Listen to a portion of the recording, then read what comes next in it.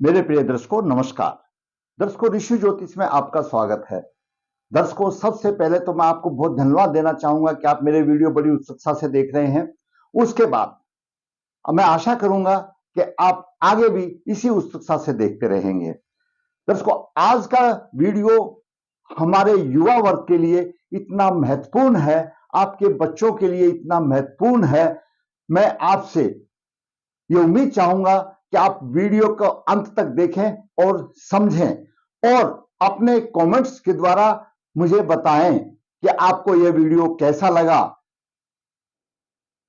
इस वीडियो में हम विचार करेंगे एक जातक सरकारी नौकरी पाने के लिए उसकी कुंडली में क्या क्या बिंदु हो सकते हैं। दर्शकों, जैसा कि आप सभी जानते हैं और आपने सभी ने देखा है, आज शिक्षा का बहुत ही महत्व है। शिक्षा सबसे बड़ा हथियार है और होना भी चाहिए। सभी प्राणियों के लिए शिक्षित होना आज का मूल अधिकार है। आपने अपने आसपास कई ऐसे नौजवानों को भी देखा होगा जिनके पास अच्छी खासी डिग्रियां हैं, लेकिन वो इसी तरह से घूम रहे हैं, उनको उनका लक्ष्य नहीं मिला।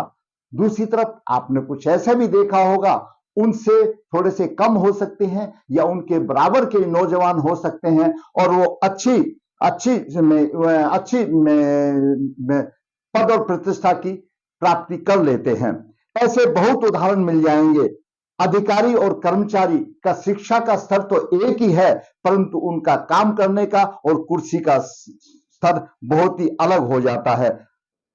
एक स्थायी कर्मचारी है और उसी से अधिक शिक्षा वाला एक अस्थायी कर्मचारी भी आपने भी देखा होगा, मैंने भी अपने जीवन में बहुत देखा है। ज्योतिष शास्त्र में इस विषय पर विचार किया गया कि बच्चों की कुंडली में ग्रहों की स्थिति के अनुरूप कामयाबी मिलती है। कुंडली एक दर्पण है। कभी कुछ अशुभ प्रभाव द्वारा प्रकृति में बाधाएं आती हैं, उनका अध्ययन करना बहुत ही आवश्यक है। कुछ छोटी मोटी बाधाओं का उपाय भी किया जा सकता है और मंजिल आसान हो जाती है। लगन कुंडली के आधार पर सरकारी नौकरी के कुछ बिंदुओं पर आज हम विचार करेंगे। क्या है वो बिंदु जो कि हमारे बच्चे, हमारे छोटे भाई या आप या हमारे नौजवान, वो सभी हमारे अपने हैं, वो अपनी राह आसान कर सकते हैं। तो आइए कुछ बिंदुओं पर, महत्वपूर्ण बिंदुओं पर विचार करते हैं। और भी होंगे, कोई बात नहीं, लेकिन जो हमारे ध्यान में है उसका हम अपना ध्यान, अपना ज्ञान आपके साथ बांट लेते हैं, तो अच्छा है, कुछ आपको भी प्राप्त होगा। आपका लगन कोई भी हो, आपका लगन कोई भी हो, सबसे पहले लगन और लग्नेश जातक का प्रतिनिधि करता है। लगन और लग्नेश, लगन को प्रथम भाव बोला गया है, उसकी अच्छी स्थिति और उसके स्वामी लग्नेश की भी अच्छी स्थिति होनी चाहिए, शुभ स्थिति में हो, क्योंकि लगन लग्नेश स्वयं वह जातक है, उसका प्रतिनिधि करता है, तो वह अच्छी स्थिति, उसके स्वामी की अच्छी स्थिति होनी चाहिए। दूसरा है पंचम भाव और तीर्थ भाव। पंचम भाव शिक्षा और बुद्धि का भाव है। पंचम भाव शिक्षा और बुद्धि का भाव है, तो जरूरी बात है उच्च पद या सरकारी नौकरी के लिए शिक्षा भी होनी चाहिए। तीर्थ भाव, दर्शकों, तीर्थ भाव बहुत ही महत्वपूर्ण भाव है। आपने हमेशा देखा होगा कि आपका बच्चा या आपका भाई या आपकी बेटी या बहन जानती तो बहुत कुछ है, पढ़ी भी बहुत कुछ है, शिक्षा भी बहुत अच्छी है, डिग्रियों की भी लाइन लगा रखी है, लेकिन आज जमाना है प्रतियोगिता का, कंपटीशन का। अपने विचार व्यक्त करने के लिए जरूरी है तीर्थ भाव। तीर्थ भाव हमारी लेखन शक्ति को दर्शाती है। हमारी लेखन शक्ति अच्छी है तो हम अपने ज्ञान को एक पेपर में प्रदर्शित कर सकते हैं, हम किसी कंपटीशन में, हम प्रतियोगिता में अच्छे अंक प्राप्त कर सकते हैं। उसके बाद आता है छठा भाव और भावेश। छठा भाव संघर्ष और सेवा का भाव है। छठा भाव संघर्ष और सेवा का भाव है, वो भी बलवान होना बहुत ही आवश्यक है, क्योंकि उसको संघर्ष करना आना चाहिए और सेवा का भी आना चाहिए। उसके बाद सप्तम भाव। सप्तम भाव व्यवसाय एवं पद प्राप्ति का भाव है। सप्तम भाव भी हमारा बलवान होना चाहिए। उसके बाद आता है नवम भाव। नवम भाव उच्च शिक्षा का भाव है, भाग्य का भाव है। तो हमारे पास उच्च शिक्षा भी होनी चाहिए और भाग्य का साथ भी होना चाहिए। इसका भाग्य और भावेश की स्थिति अच्छी होनी चाहिए। उसके बाद आता है दसम भाव। दसम भाव स्वयं सरकार का भाव है। दसम भाव स्वयं सरकार का भाव है, मान प्रतिष्ठा का भाव है, सम्मान का भाव है, पद का भाव है, राजयोग का भाव है। वो दसम भाव है जो हमको प्रतिष्ठा दिलाता है। दसम भाव सरकार है दर्शकों। उसके बाद आता है एकादश भाव, वित्त संबंधित आमदनी का भाव है, भाईचारे का भाव है, सोसाइटी का भाव है, मेल मिलाप का भाव है। तो हमारा एकादश भाव भी अच्छा होना चाहिए। हमने पहले काफी वीडियो में बताया है कि पंचम भाव सरकार का खजाना है। क्यों? जनता से द्वितीय भाव है। ये सरकार का खजाना, वो हमारा जनता का खजाना है, द्वितीय भाव है। दूसरी तरफ पंचम भाव मुख्यमंत्री का भाव है। तो पंचम भाव एक मिनिस्ट्रियल है, पंचम भाव शिक्षा का है, पंचम भाव बुद्धि का भाव है। तो मैंने आज आपको ये कुछ योग बताए, वो उनकी अच्छी स्थिति होनी चाहिए। दूसरा है केंद्र और त्रिकोण का आपस में संबंध। ये केंद्र है, ये प्रथम, चतुर्थ, सप्तम, दसम, और ये दोनों त्रिकोण है। वही माता लक्ष्मी और विष्णु भगवान का संबंध। केंद्र का स्वामी त्रिकोण में हो या त्रिकोण का स्वामी केंद्र में हो, राजयोग बनता है। अब वो देखना होता है कैसा राजयोग बनता है। सरकार के लिए दसम भाव महत्वपूर्ण है। दसम भाव महत्वपूर्ण तो सारे ही भाव हैं जो मैंने बता दिया। लगन और लग्नेश भी महत्वपूर्ण है। पंचम भाव शिक्षा भी चाहिए, तृतीय भाव भी अपने योग्यता को प्रदर्शन करने का भी चाहिए, नवम भाग्य भाव भी चाहिए, दसमा प्रतिष्ठा, और एकादश भाव आमदनी का भी भाव चाहिए। ये सारे भाव महत्वपूर्ण है, जिसमें से सबसे महत्वपूर्ण हमारे जो आप बता दिया, जातक शिक्षित भी होना चाहिए और दसम भाव भी हो और स्वयं जातक ठीक हो। तो जितने इन भावों में मैंने ये 8 योग लिखे हैं, प्रथम भाव भावेश, पंचम भाव तृतीय भाव, छठा भाव भावेश, सप्तम भाव भावेश, नवम भाव और भावेश, दसम भाव भावेश, एकादश भाव भावेश और केंद्र और त्रिकोण का संबंध, इनमें से जितने भी जिसके ज्यादा से ज्यादा मैक्सिमम होंगे, उतनों ही उसका अच्छी पद और प्रगति की स्थापना मिलेगी। कम होंगे तो कम मिलेंगे। क्यों? एक सरकार में अधिकारी भी है और कर्मचारी भी है। उसके बाद आता है लग्नाधियोग।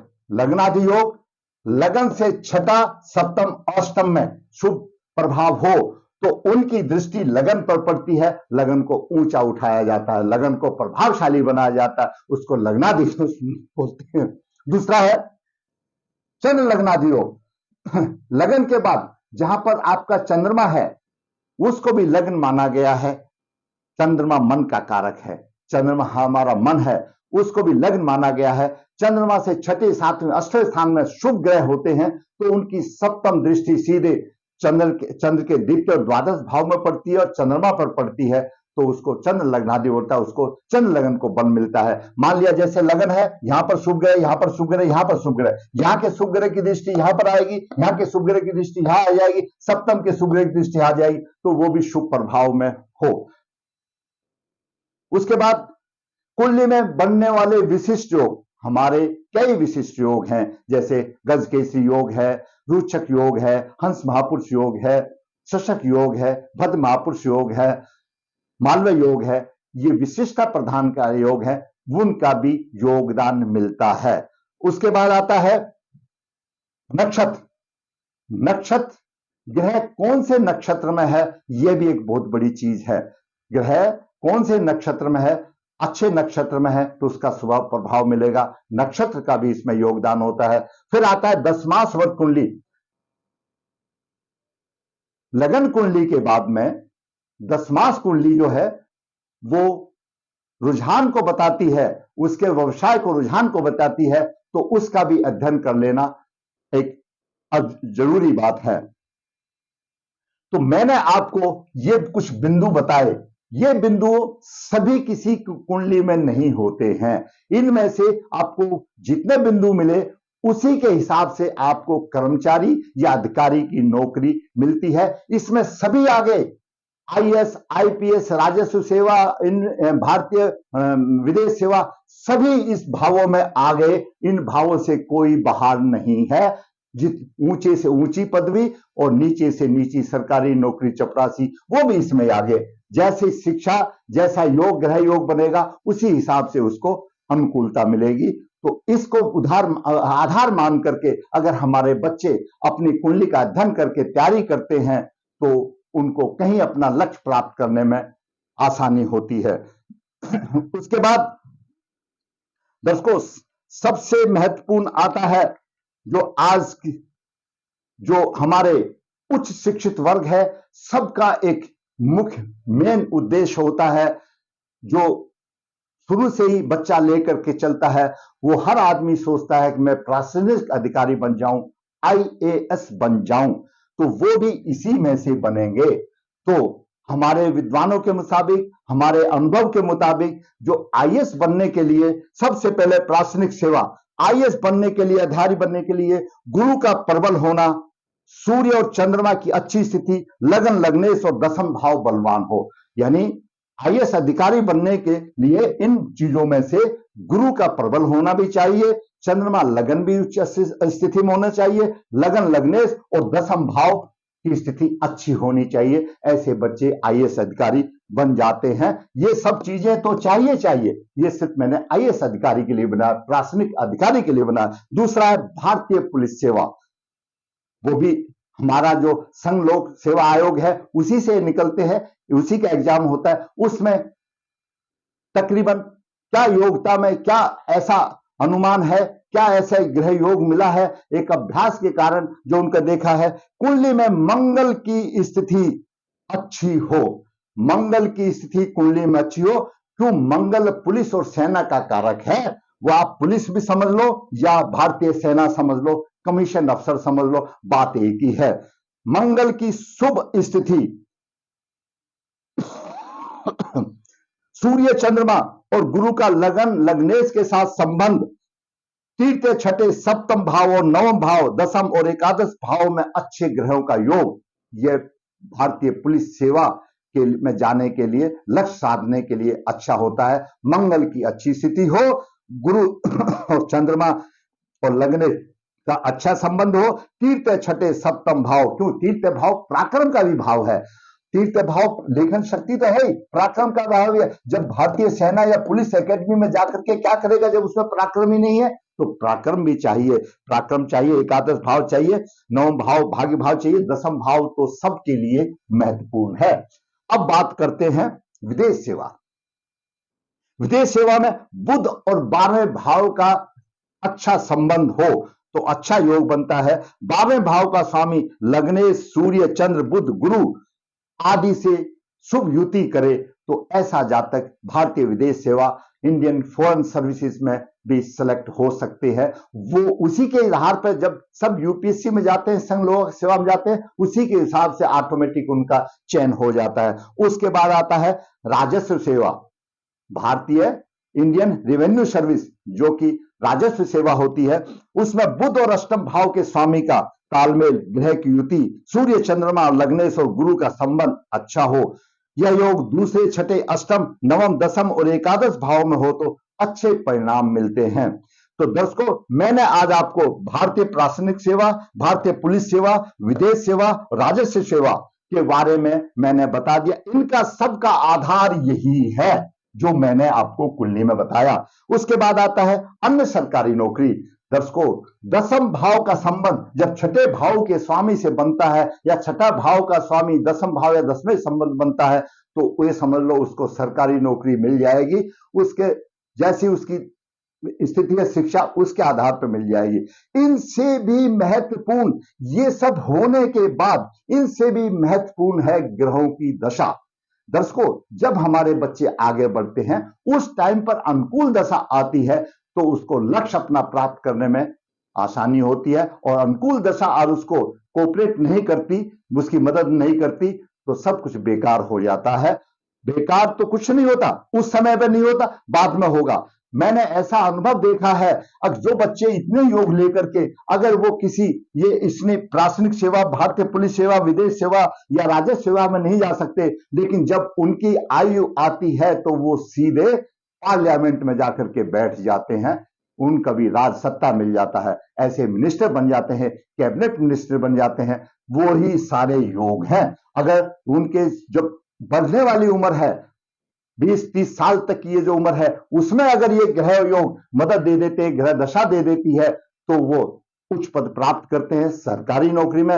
और उनकी जब बाद में आती है, जब उम्र निकल जाने के बाद में आती है, तो ऐसे व्यक्ति सम्मान के पात्र तो होते हैं, वो दूसरे तरीके से होते हैं। कोई सांसद बनता है, कोई विधायक बनता है, या और कुछ कोई गवर्नर, इस तरह से बनते हैं। लेकिन शिक्षा किसी की बेकार नहीं जाती, ये योग किसी के बेकार नहीं जाते। मैंने आज आपको बताया। दर्शकों, इससे संबंधित कुंडली, जातक का जन्म 22 अप्रैल 2003 कृष्ण 6 को हुआ, नक्षत्र पूर्वाषाढ़ा मंगलवार को हुआ। आज का विषय सरकारी नौकरी, महत्वपूर्ण बिंदुओं पर विचार। मैंने सभी महत्वपूर्ण बिंदुओं का विचार किया। इस जातक का जन्म 22 अप्रैल 2003 को हुआ। जन्म के समय पर मेष लगन उद्भव, लगन में सूर्य उच्च राशि में है, साथ में बुध भी 25 डिग्री लेकर के विराजमान है। बुधादित्य योग बन रहा है, बुध अस्त नहीं है, और बुध छठे भाव का स्वामी है। जैसा मैंने आपको बताया, उसको संघर्ष भी आना चाहिए। संघर्ष के भाव का स्वामी लगन में बैठा हुआ है। द्वितीय भाव में राहु है, 7 डिग्री लेकर विराजमान। तृतीय भाव में शनि 1 डिग्री 13 मिनट लेकर। चतुर्थ भाव में गुरु उच्च राशि में है, हंस महापुरुष योग बना रहा है, और गुरु भाग्येश है। नवम भाव, अष्टम भाव में केतु वृश्चिक राशि में है। नवम भाव में चंद्रमा 19 डिग्री लेकर विराजमान है। चंद्रमा का और गुरु का राशि परिवर्तन योग है। केंद्र का स्वामी त्रिकोण में, त्रिकोण का स्वामी केंद्र में है। दसम भाव में मंगल उच्च राशि में है, लग्नेश उच्च राशि में मंगल है, और द्वादश भाव में उच्च राशि में शुक्र है। 10 को कितनी अच्छी स्थिति बनी हुई है। शुक्र दसम भाव में उच्च राशि में, मंगल उच्च राशि में, सूर्य उच्च राशि में, गुरु उच्च राशि में है। यह इस जातक की है। ये ठीक है, ये मान लिया इसके सारे ग्रह अच्छे हैं, लेकिन आपके थोड़े से भी अच्छे हैं तो आपको भी मिलेगा। ऐसा थोड़ी है सभी के ग्रह इसी तरह से आ जाएंगे, नहीं आएंगे ना। ये अपने जन्म के कर्म का फल लेकर के आया है। इस तो आपके अगर इससे कम होंगे तो आपको भी मिलेगा, ऐसा नहीं है कि नहीं मिलेगा। लग्नेश मंगल उच्च राशि में है। ज्योतिष सिद्धांत के मुताबिक मेष लगन उग्र स्वभाव तो होता है, लेकिन अनुशासन प्रिय माने जाते हैं, क्योंकि वो सेनापति की राशि है। अपनी छवि बनाने के लिए प्रबल होते हैं, और समाज में उनको आदर सत्कार मिलता है। लगन का स्वामी मंगल दसम भाव में माता पिता की सेवा करने वाला उच्च राशि में है। ऐसे जातक आईपीएस आसानी से बन जाते हैं, ऐसे जातक सेना में आसानी से चले जाते हैं, क्योंकि मंगल बलवान है। ऐसे जातकों को अच्छा वो मिलता है। तीर्थ भाव जैसे मैंने बताया बलवान होना चाहिए। तीर्थ भाव का स्वामी बुध लगन में है, पराक्रमी भी बन रहा है। सूर्य अपने आप ही पराक्रमी बना रहा है। मंगल की चतुर्दशी अपने भाव पर पड़ रही है। पराक्रम और साहस की कोई कमी नहीं। ऐसे जातक बहुत ही पराक्रमी, बहुत ही साहसी माने जाते हैं। सूर्य पंचमेश है, शिक्षा बहुत अच्छी होगी। और चंद्रमा चतुर्थ भाव का स्वामी नवम भाव में है, राशि परिवर्तन योग है। कुछ थोड़ी बहुत विसंगतियां चंद्रमा के साथ हो सकती हैं। आपका कोई और दूसरा भी हो सकता है यहां पर, क्योंकि चंद्रमा को गुरु नहीं देख रहा है, चंद्रमा को कोई गुरु नहीं देख, वो कोई शुभ ग्रह नहीं देख रहा है, तो केंद्र योग है। कोई बात नहीं, शांति हो जाएगी। कुछ में भाई ग्रह तो अच्छे आए हैं, अगर जब मकान ही अच्छा है तो कुछ थोड़ा बहुत कलर लगाने से अच्छा होगा, हो जाएगी, उसमें कोई दिक्कत नहीं है। अब बात करते हैं मंगल जैसे मैंने लग्नेश का बता दिया। बुध मैंने बता दिया छठे भाव का स्वामी, तीसरे भाव का स्वामी, लगन में बैठा बुधादित्य योग बना रहा है, और उसमें संघर्ष करने की मादा है। संघर्ष से कभी घबराता नहीं, पराक्रमी तो वैसे ही होगा। बुध भी लगन में, सूर्य भी लगन में, और मंगल दे रहा पराक्रमी। तो बात करते हैं गुरु की। गुरु भाग्य भाव का स्वामी है और द्वादश भाव का स्वामी है। हंस महापुरुष योग बना रहा है। गुरु की पंचम दृष्टि अष्टम भाव पर है, दीर्घायु होगी। सप्तम दृष्टि मंगल पर है, मंगल को ऊंचा उठा रहा है। और नवम दृष्टि शुक्र पर है, शुक्र लक्ष्मी स्वरूप है और लक्ष्मी का योग और अच्छा बन रहा है क्यों भाग्य से शुक्र को देख रहा है और इससे अच्छा चाहिए क्या। अब बात करते हैं शुक्र की। जैसा मैंने बता दिया शुक्र सप्तमेश है, उच्च राशि में है, कोई पीड़ित नहीं है, बहुत अच्छा सहयोग बन रहा है। अब बात करते हैं शनि की। शनि दसम भाव का एकादश भाव का स्वामी है, लेकिन यहां पर मृत अवस्था में, कोई बात उसको पूरी करने के लिए ये सब ग्रहों का योग बहुत अच्छा योगदान मिल रहा है। राहु, राहु यहां पर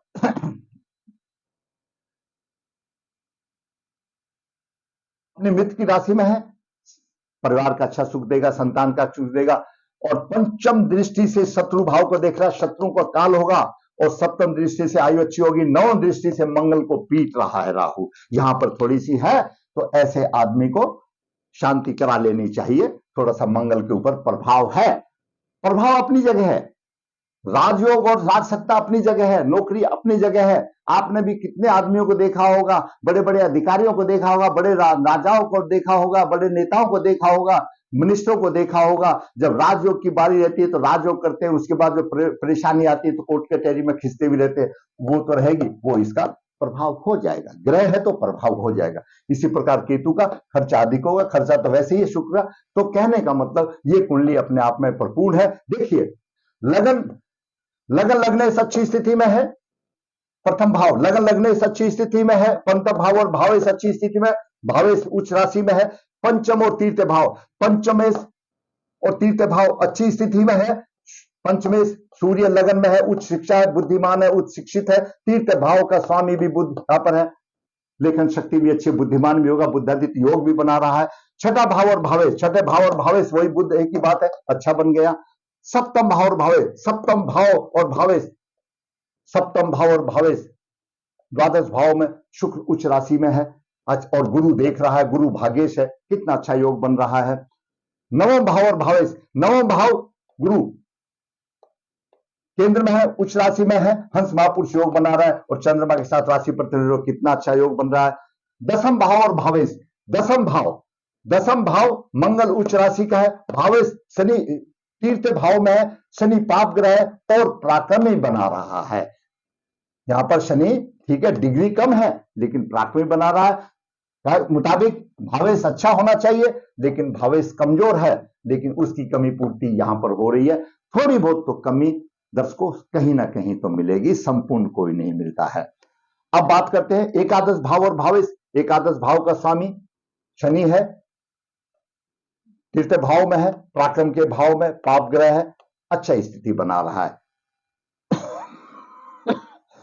एकादश भाव धन का, सोसाइटी का भाव है, धन का है। जब ये योग बन जाते हैं माता लक्ष्मी और विष्णु के तो अपने आप धन आ जाता है। उसके बाद केंद्र और त्रिकोण का संबंध, केंद्र और त्रिकोण का संबंध हो गया, यहां पर भी केंद्र और त्रिकोण का संबंध हो गया, यहां भी केंद्र का त्रिकोण संबंध हो गया।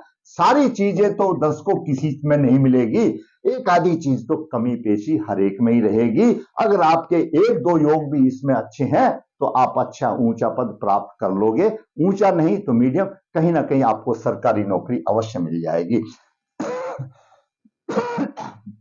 जातक की महादशा, चंद्रमा की महादशा, चंद्रमा पक्ष बलिए कृष्ण पक्ष क्षति का है, अष्टमी तक बली रहता है और उसकी महादशा 10/9/2020 से लेकर के 30 तक चल रही है। और इसी जातक में क्योंकि चंद्रमा चतुर्थ भाव का स्वामी है, पंचम है, यहां पर छोटी मोटी ये दोष निवारण कर लेगा, ग्रह शांति कर लेगा। इसी में 2030 तक जातक अपनी मंजिल, अपना लक्ष्य प्राप्त कर लेगा, इसमें कोई दो राय नहीं, ये ज्योतिष शास्त्र का कथन है।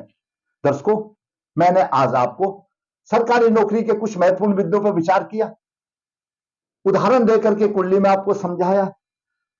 अगर आपको मेरा वीडियो अच्छा लगा है और किसी का मार्गदर्शन ये कर सकता है तो मैं जरूर कहूंगा आप मेरा वीडियो का आप लाइक करें और अपने दोस्तों को शेयर करें, अपने बच्चों की कुंडली का अवलोकन कराएं ताकि उसी के हिसाब से बच्चा अपनी तैयारी भी कर सके। मैंने आप सभी बंधुओं पर जो इंपॉर्टेंट बिंदु थे उनके सबका विचार किया। दर्शकों फिर कहूंगा अगर आपको मेरा वीडियो अच्छा लगा है और जो मेरे वीडियो पर पहली बार आए हैं तो मैं कहूंगा मेरा वीडियो, मेरा चैनल सब्सक्राइब करें ताकि मेरा भी मनोबल ऊंचा हो और इसी प्रकार मैं वास्तविक कुंडलियां लेकर आपके साथ मार्गदर्शन करता रहूं। दर्शकों, ऋषि ज्योतिष जैसे हमेशा बताता हूं नर्मदा जी के तट के नजदीक है। किसी प्रकार की काल दोषा पित्त पूजा के लिए आप संपर्क कर सकते हैं। ऋषि ज्योतिष हाथ से कुटली लिखता है और पूरा जीवन का सार निचोड़ देता है। जिसको जरूरत है वो संपर्क कर सकता है। ऋषि ज्योतिष कन्या भाव के लिए गुण मिलान बिना किसी शुल्क के आपका राह आसान करने के लिए भेजता है। जरूरत है आपको संपर्क करने की। दर्शकों, फिर कहूंगा, अच्छा लगा तो लाइक करें, शेयर करें, और जिसने चैनल सब्सक्राइब नहीं किया चैनल सब्सक्राइब, ताकि मेरा भी मनोबल ऊंचा हो और इस प्रकार मैं वास्तविक मूल्य लेकर आपका मार्गदर्शन करता रहूं। धन्यवाद।